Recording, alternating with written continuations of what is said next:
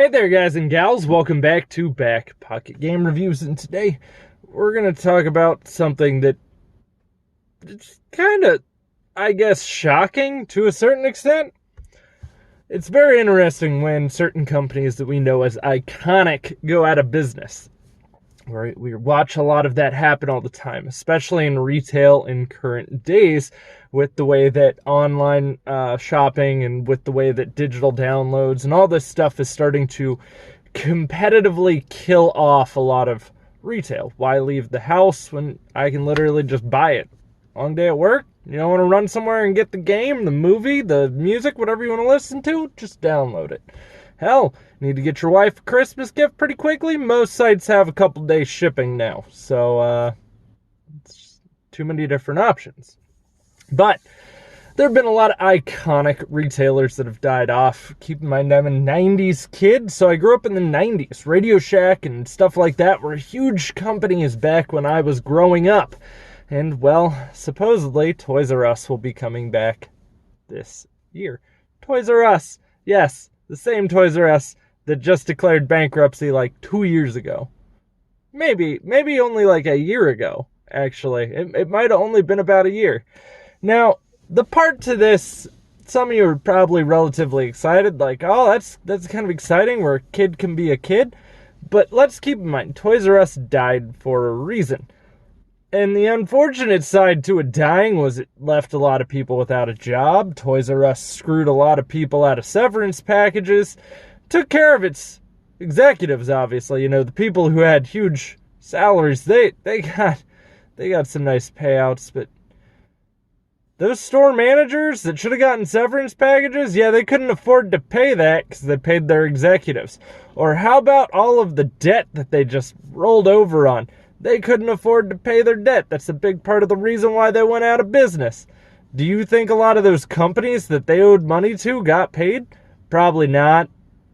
Be willing to go ahead and safely assume a majority of them didn't.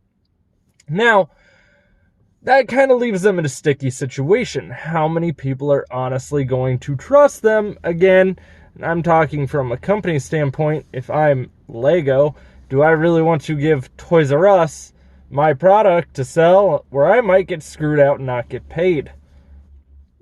Probably not. Especially when Lego, for example, I'm using Lego as an example because Lego has their own retail stores.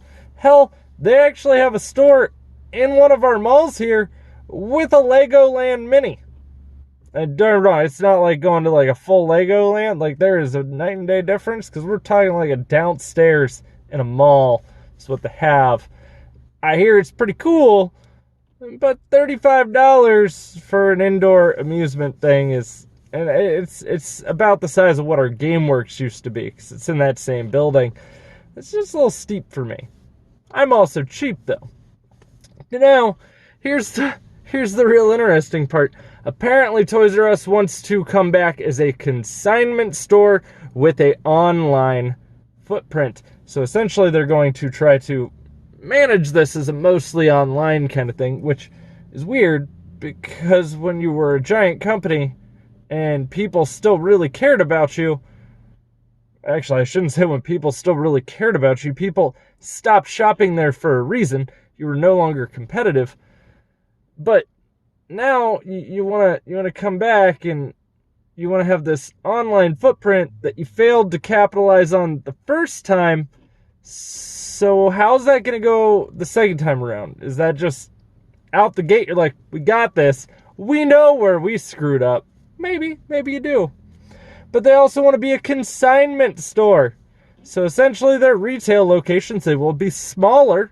From the rumors that I've seen, they will be smaller footprint stores. So they're not going to be these giant buildings like they used to be.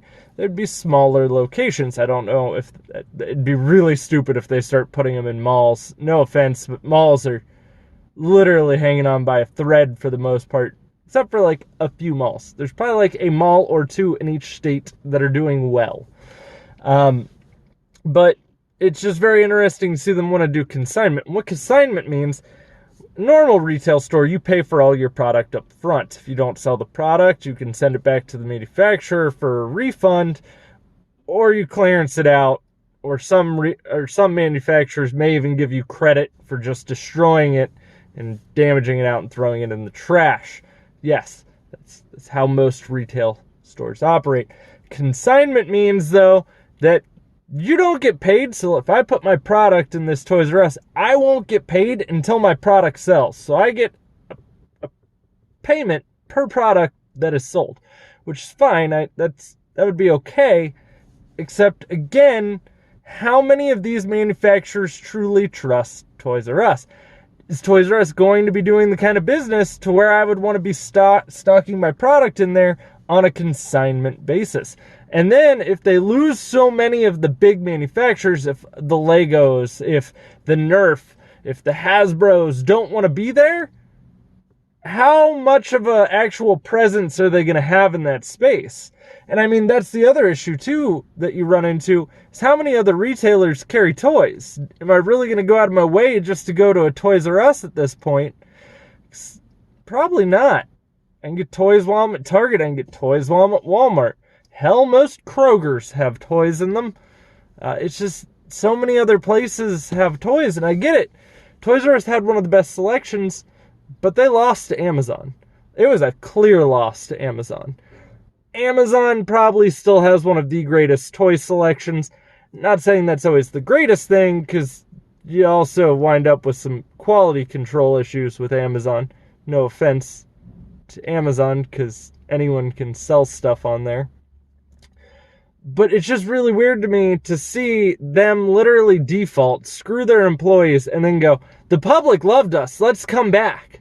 And keep in mind, take this with a grain of salt. This is just some marketing analysts that are saying, hey, there's some rumors going around that Toys R Us is coming back. That's what you're at so far. You've got some people close to the source, and don't get me wrong, it is very likely because, well, you know, the stockholders decided not to sell the name because they felt there was too much value in it. Hey, we're broke and we can't afford to pay you, but we're going to hold on to this. No.